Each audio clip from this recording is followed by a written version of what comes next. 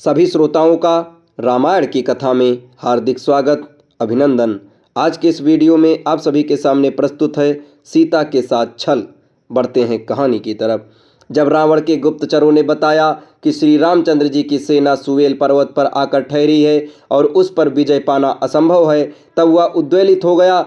उसने महाबली, महामायावी, महाविशारद राक्षस विदुज्जय को बुलाकर आदेश दिया कि वह शीघ्र ही रामचंद्र जी की माया निर्मित मस्तक बनाकर लाए।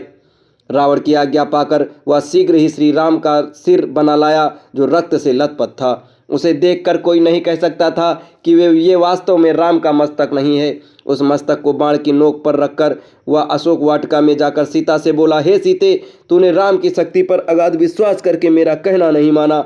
देख, राम युद्ध भूमि में मारा गया। ले अपने पति के मरने का समाचार सुन और इस सिर को देखकर अपने अभिमान पर आंसू बहा।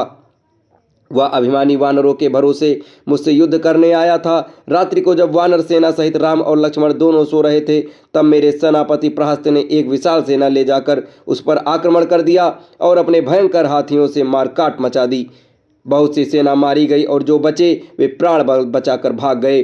तब प्रहस्त ने सोते हुए राम के सिर को काट डाला। इस आक्रमण में विभीषण भी मारा गया। तुझे प्राप्त करने के लिए मुझे ऐसा भयंकर संहार करना पड़ा।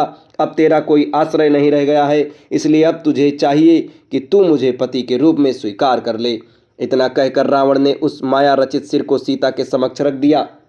जब सीता ने उन दोनों मस्तकों को देखा, जो प्रकार से आकृति, मुद्रा आदि में राम से मिलता था, तो वह बिलक बिलक कर रो पड़ी और नाना प्रकार से विलाप करती हुई कैकेयी को कोसने लगी। हाँ, आज कैकेयी की मनोकामना पूरी हो गई। हाँ नागिन, आज तुम्हारी इच्छा पूरी हुई। अब तुम्हारा भरत निष्कंटक होकर राज करेगा।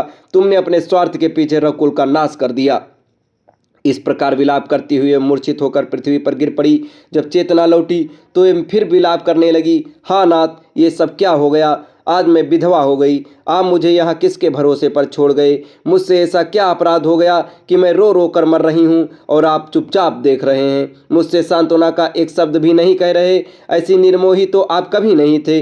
वन चलते समय आपने वचन दिया था कि तेरा साथ कभी नहीं छोड़ूंगा, परंतु आज आप मुझे अकेला छोड़कर चल दिए। आपकी प्रतीक्षा में आंखें बिछाए कौशल्या जब ये समाचार सुनेंगी तो उनकी क्या दशा होगी? कौन उनके आंसू पोंछेगा? हाँ, आज मैं आप दोनों की मृत्यु का कारण बन गई। हे नीच रावण, तूने दोनों भाइयों की हत्या तो कर दी ही, अब मेरा शीश भी काट कर अपनी कृपाण की प्यास बुझा ले। मेरे पति स्वर्ग में मेरी प्रतीक्षा कर रहे हैं। अब मैं इस संसार में एक क्षण भी रहना नहीं चाहती। उठा तलवार, कर अपना काम।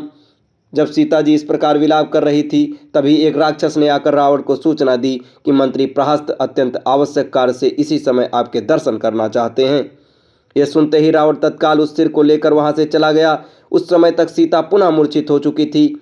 विभीषण की स्त्री इस घटना की सूचना पाकर अशोक वाटिका में आई। वह सीता की मूर्छा दूर करने उन्हें समझाने लगी। रावण ने तुमसे जो कुछ कहा है वह झूठ है। राम ना तो मारे गए हैं और ना ये दुष्ट उन्हें मार ही सकते हैं। यह सिर माया से बनाया गया है। तुम इसके छल में पड़कर ये भी भूल गई कि लक्ष्मण दिन रात राघव की सेवा में रहते हैं और वे रात को कभी नहीं सोते। फिर सोते में उनके सिर कैसे काटे जा सकते हैं? तनिक कान न लगाकर सुनो। तुम उनके कान लगाकर जब सुनोगी तो ये पता चलेगा कि रण की तैयारी करती हुई राक्षस सेना की गर्जना की ध्वनि स्पष्ट सुनाई दे रही है। यदि राम लक्ष्मण वानरों सहित मारे जाते तो फिर ये तैयारी किस लिए होती?